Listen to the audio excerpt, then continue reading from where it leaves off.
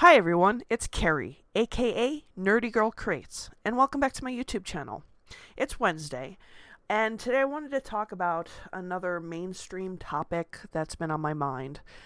If you follow my channel last week, you probably heard me explain why I don't read or review new Marvel and DC comics.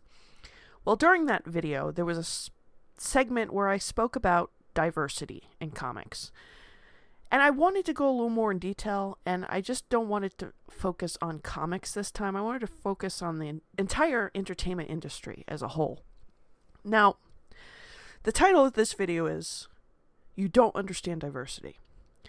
And it's the truth. They don't understand diversity. To them, diversity has become, no matter what the project is, you have to fit A through Z into it, even if A through Z is not required. Now, what do I mean by this? Well, I'm going to give an example of something I recently came across. Some of you might follow your boy Zach's channel. He was covering the recent G.I. Joe comic book from IDW, and he showed a picture of the cover, and it's a 3 Joes on a mountaintop, and it's snowing. And one of these Joes, and I don't know who the character's name is, people have told me it is originally a white male character, which I don't doubt in today's standards that a character would be race and gender swapped. But this character is, and I say this as somebody who is overweight, a very overweight female character. Now, I don't know if you're not familiar with G.I. Joe. It's a pretty popular franchise that's been around for a long time. But G.I. Joe focuses on a very special op team of military personnel from all branches that go on top secret missions, and they fight an enemy called Cobra, who is led by Cobra Commander. So you have soldiers, sailors, marines, you name it. And they're battle ready. So they always have to be in shape to go out on these missions, take down the enemy, and secure the target or whatever, depending on what it is. Now, I was never in the military, but I do have a brother and a grandfather who were in the Navy. And my brother, I showed him the picture of this comic, and he even said she would be discharged. There is no way the woman at this size would be allowed to go out on a mission. She'd be lucky if they let her stay in the military. And I'm thinking, whose bright idea is this? Now, there's some other things people have pointed out about the picture, which is true. The art is very bad. There's something going on with her back leg that looks very concerning. I don't know if what they were thinking when they were drawing this, but it almost looks like she had snapped her ankle and it's in the wrong direction. There's also belts of ammunition around her entire leg and no other weapon, which is weird. But the main thing here is the fact that this character is very out of shape. And I've heard people go, well, this character is Samoan. Yeah, so's The Rock, but he's in shape. I've seen Samoan women on wrestling who are in shape. This is the military, okay? Don't send me a picture of like a weightlifting champion who's happens to be just muscular enough to lift up weights but not be able to run around a track field. Okay? The military is about agility and strength. This character is absurd. And I say that again as somebody who is overweight. It's unrealistic even in our unrealistic setting, okay? You could sit here and go, well, G.I. Joe is not a real military force. No. But they are based on a military force, okay? Even if they're not real and some of these circumstances they find themselves in or like never will happen in reality, none of them have superpowers, at least that I remember. They're all trained soldiers, sailors, marines, etc. So they kind of live up to what you would get in real life.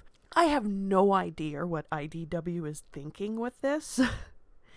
It's just another example of what I've seen happening throughout the industry. Not just comics, movies, television, you name it, even music videos. They're so hell-bent on doing diversity, they don't think about how that diversity will work in the situation they're applying it to. An overweight woman will not work in a military setting, especially in a combat field. There's plenty of movies I've seen recently where they have race-swapped historical characters. The most recent was Anna Boleyn, who was played by a non-white person. Doesn't make any sense, especially since it's a real person. Okay, we're going to have somebody, a non-white person of color, playing Anna Boleyn. Did you know anything about history during that time? There is no possible way that a person of color would be in the royal family. It only just happened now. Okay? I've seen King Arthur movies where they've had a round table with a samurai sitting at it. A friend and I were joking about this at lunch today. A samurai in King Arthur's court during medieval, yes, I know it's a fictional fantasy, but it's supposed to be set in a certain time frame of Great Britain, and it's just like, what? Now I look back at examples in the past of white actors playing non-white parts, and that was problematic. They refused to cast the right people to play these parts because they wanted either name recognition or because they were racist. Okay, let's be honest. How is this different when you're casting people of color as white characters? It's the same thing. I'm sorry, it is. You can write down below, there's so many white characters. Yes, there is a lot of white characters. They are more white characters than there should be. And there should be diversity. But diversity needs to be done correctly. Okay? I am not going to buy an overweight woman on a combat field fighting Cobra Commander. It's not realistic, okay? I'm sorry.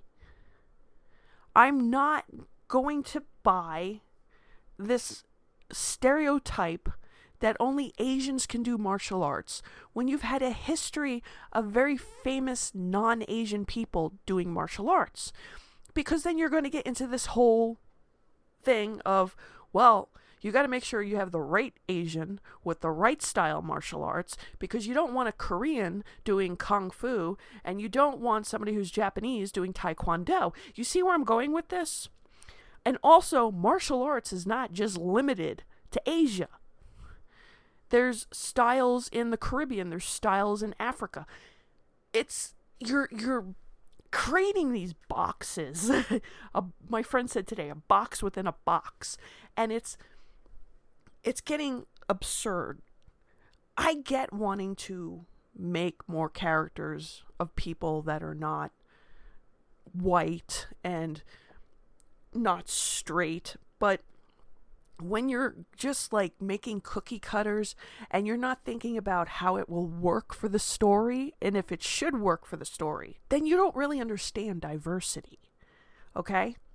Also, you're not doing any favors by taking characters who are traditionally white, and this goes for superheroes mostly, and then taking somebody who is not white, maybe not the same gender, not the same sexuality, and then sticking that original white character's name on them.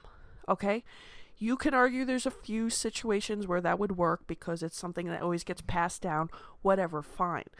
But when you have a character, for example, like Falcon, Sam Wilson, who's had his own identity for years. He's had his own identity. He was his own hero. Even in the MCU, everybody knew Falcon because he got introduced there, and he was his own Avenger.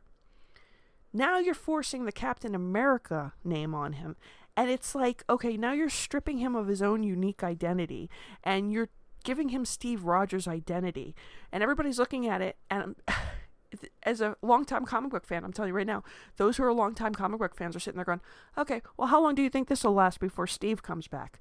Because you're discrediting Sam as stripping him of his character of Falcon, making him somebody else who you know is not going to last long, because everybody's going to still be waiting for Steve Rogers to return.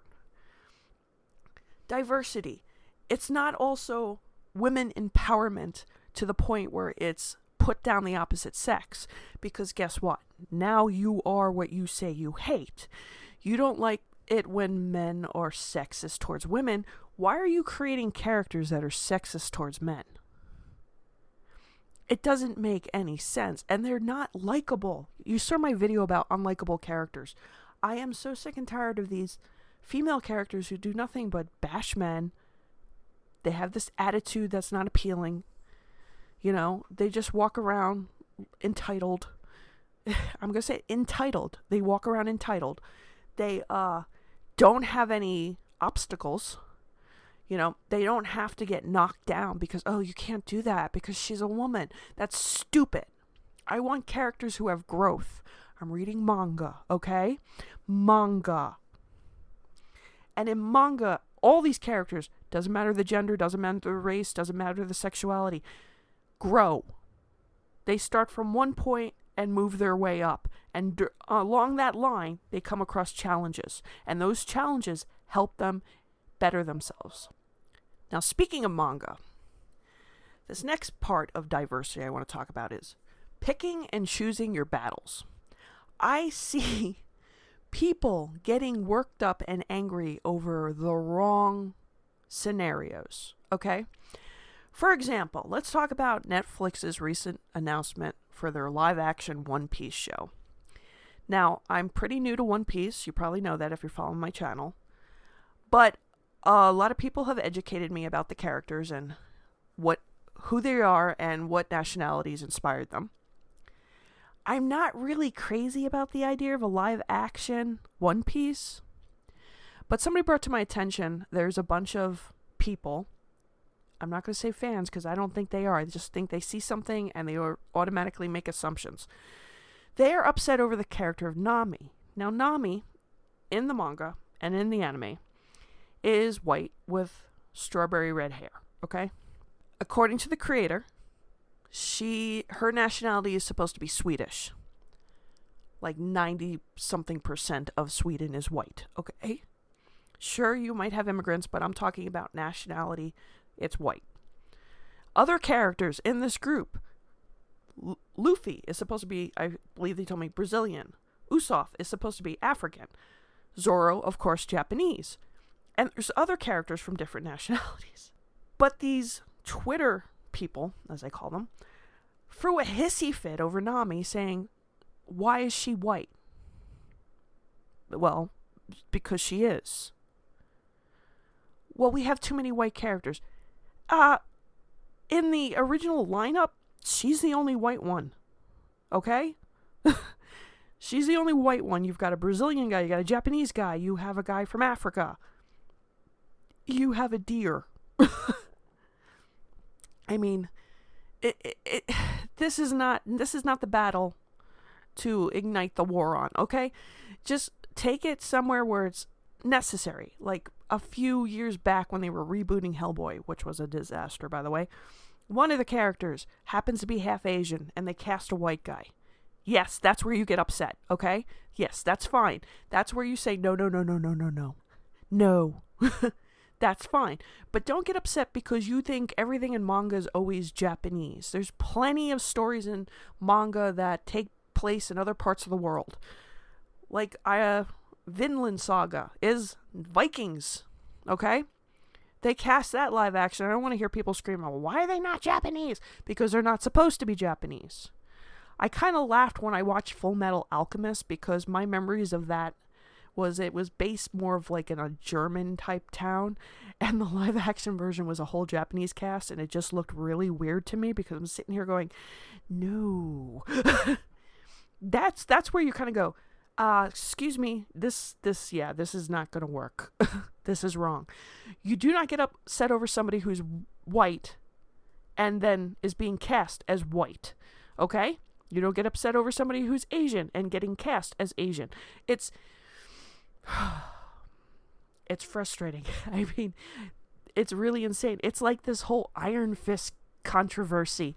I mean, it goes back to the whole only Asians can do martial arts. Well, wait, which Asian's doing what type of martial arts? Because, there's different countries of Asia with different types of martial arts and different nationalities of Asian. So you want to make sure you line it up with the correct people if that's how you're going to go. I mean, because now Danny Rand can't do martial arts anymore, because he's a white guy and everybody's going on how problematic it is. Have you told Chuck Norris and Jean-Claude Van Damme this? I bet you didn't. I mean, it's gotten so insane. Everything is put in boxes. No, you're over here and you're supposed to be over here and you are this and you're that. I'm waiting for them to cancel Leonardo DiCaprio for playing an Irish guy in Gangs of New York, okay? Because he's not technically Irish. Right? This is where it's going, people. So please, you don't understand diversity. And then when you try to do diversity, you enforce stereotypes. Like I was saying about the Asians with the martial arts. It also goes down to the LGBT community. You think there's only one type of standard for people who are LGBT. Okay? After living in South Florida, I can tell you there's all different types of people that are LGBT. They're not all look the same, dress the same, do their hair the same, act certain ways. No, they're different. They are different, okay? Just like with lesbians, they're not all short hair riding motorcycles. They're not. They really aren't. And my God, when I watch some of these things where they force this diversity and I'm just sitting, do realize you're doing the one thing you shouldn't be doing when you're trying to create diversity, and that's enforce stereotypes. I'm at a point with this whole diversity thing where I'm just like, stop. How are you going to treat people who are like of different nationalities? Like, is Keanu Reeves technically allowed to do martial arts because he's part Asian, but he's also white? This is where it's gotten. Like, how long do you guys sit up at night and try to think out these things? I mean, now it's like nobody can play a gay part unless they're gay. Well, I have no problem with that as long as they can play the part well. I mean, if you're going to cast a gay actor and they suck, but you are just saying, oh, well, look, at least we have a gay actor. I'm like, I don't care. And then you're using diversity in the wrong way to promote stuff. Okay? I'm going to go to the Eternals. I did not go see it. My friend did. And my friend, who usually loves everything in the MCU, even gave it a C-. Okay. I would probably give it lower. I didn't bother watching it. But for months, all I heard about this movie that's supposed to be about a mortal group of superheroes that were created by the Celestials, all I heard about for months, there's a sex scene and a gay couple. Okay. And you saw me, if you follow me on Twitter, you saw me like constantly going, what's the story? That's great. I'm happy that you found a way to shoehorn that stuff in. I don't care. If they're good characters, fine. If the scene is, it works for the movie, fine. What's the story? Who are they fighting? What's the bad guys? What's at stake? This is a superhero movie. But all you're talking about is, look, we have a very diverse cast. You're not the first time. There's been diverse cast before, and I'm kind of getting sick of them. Everybody acting like this is the first time we've ever had an Asian star on screen. Yeah, I'm sure Jackie Chan and Bruce Lee would be happy about hear that. You're not using diversity correctly. You don't know how to diversify. And you're just using it as a selling point, and that's really not enough. You know how you make diversity normal? By treating it like it's normal.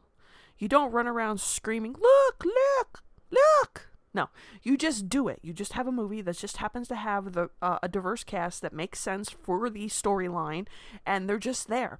You don't be sitting there screaming, "Look, first black Captain America! Look over here. We have a gay couple. Look, we have a transgender G.I. Joe." I don't care. You just do it, and they're there. You don't be going around waving flags and highlighting it, because most of the people don't care. They just want to know if the movie or the TV show or the comic book is going to be good. And you got to think about it. If you're casting a historical film set in, let's go with Norway, why do you have people of Hispanic descent and people of anything other than white Scandinavian playing Scandinavian characters? I mean, that doesn't work. You want to do a movie about diversity, you come up with a story that fits it. You don't force it in there and go, "Look," and everybody's going, do you know history at all? At all. Okay? At all. Do you know history at all? I just kind of laugh. You got your cookie cutter stereotypes that they use over and over. You've got them forcing diversity in scenarios that doesn't work. You have characters that are one-dimensional because that's all you focus on, okay? I'll be honest with you. I have not read the new Superman or Son of Superman with Jonathan Kent, older, with his boyfriend. I don't care if he's got a boyfriend. That's fine. What's his story? I mean, who's his threat? Who's the villain? Why does this relationship play into that? That's what I want to know. I don't want you to just be like, "Look, Jonathan Kent is gay." And then 3 months after the hype has died down, Jonathan Kent has disappeared off the pages because you had no plan on what you wanted to do next with him. Hello, Iceman. You want to do diversity, do it right, and don't make a freaking big deal about it. Normalize it. Because in real life, we're not screaming, "Hey, look at my table. I have a diverse group of people sitting with me for lunch." Stupid. I'm sitting with friends and coworkers at lunch. That's all it is. I'll just say it's been a week, and this whole G.I. Joe cover just triggered a whole bunch of stuff that's been bothering me for a while. I mean, I don't understand the mindset behind this whole diversity thing. It is just flat out ridiculous how they go about it, because they don't pay respect to actual diversity. They don't do diversity. They only do what they think is diversity. You have people, unfortunately, who don't live outside their bubble, so they don't know what real life is. They don't know history because they've been taught to hate history instead of trying to learn from it. I told you this was probably going to be a rant, right?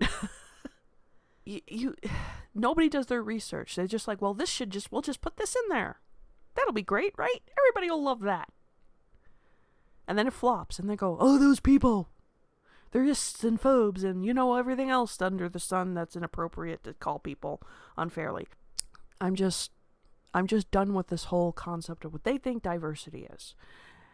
You can't change history. I'm sorry. You can't pass off a flawless character as interesting. You can't restrict people on what they can and cannot know. You just can't. It's stupid. And just to try to paint this idea of what certain people are, and you only have one concept of it, just shows how ignorant and closed off from the world you really are. You want to do diversity, freaking get out in the world and actually learn about it. Don't put yourself in your little safe bubble with all the people who are always going to yes you to death. Get out there and talk to the people who do have different opinions. All right?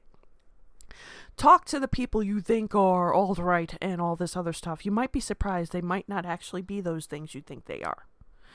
Get out there and talk to people of different cultures and backgrounds.